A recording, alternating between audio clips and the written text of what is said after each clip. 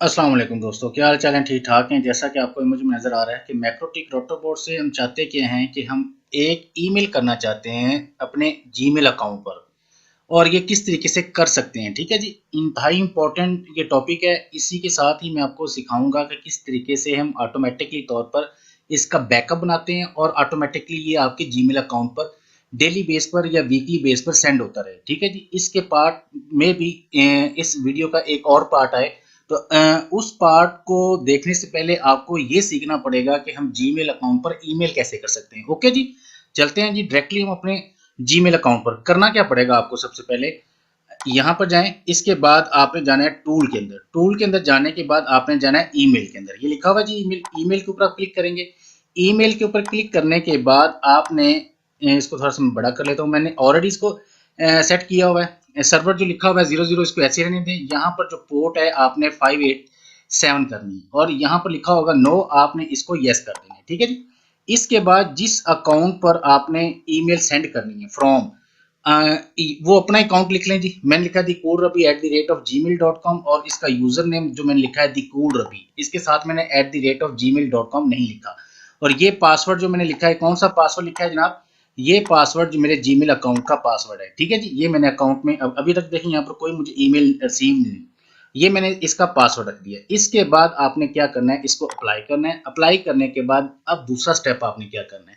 दूसरे स्टेप के लिए आपने इस वाले दूसरा एड्रेस को आपने कॉपी कर लेना है, जो वीडियो की डिस्क्रिप्शन के अंदर होगा। ये वाला, ये क्या है जी? लेस सिक्योर एप्स है आपकी। इसको आपने किसी ब्राउजर में जाने के बाद यहाँ पर इसको पेस्ट करना है। पेस्ट करने के बाद आपने एंटर का बटन दबाएंगे। फर्स्ट टाइम आपके पास आएगा allow less secure app of, आपने इसको ऑन कर देना जी। ठीक है जी, इतना सा काम करना है। जैसे आप इसको ऑन करेंगे तो वापस आप अपने विनबॉक्स में, विनबॉक्स में आने के बाद आपने अप्लाई किया हुआ है।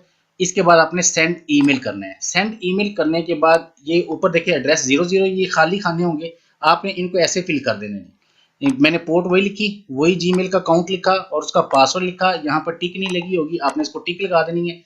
टू के अंदर भी मैंने वही लिखा जी अकाउंट नंबर, फ्रॉम भी वही अकाउंट नंबर लिखा। इसका सब्जेक्ट मैंने ये लिख दिया मैक्रोटिक रोटर बोर्ड सेटिंग, और इसका मैंने जो इस मेल सेंड करनी है, दिस इज टेस्टिंग ईमेल।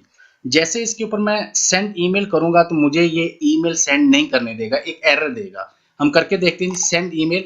अब देखें जी, could not perform action, error connecting to server 6 आ गए। ओके जी, अब सर्वर कौन सा, हम किस सर्वर पे इसको सेंड कर रहे हैं?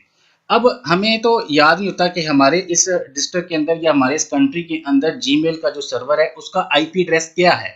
तो हम क्या करते हैं कि हम बार बार वो चेंज तो होता रहता है। इसके लिए मैंने जो आसान हल ढूंढा है, मैंने ये लिखा है smtp@gmail.com। ये आपने कॉपी कर लेना है, ये भी नीचे डिस्क्रिप्शन के अंदर होगा।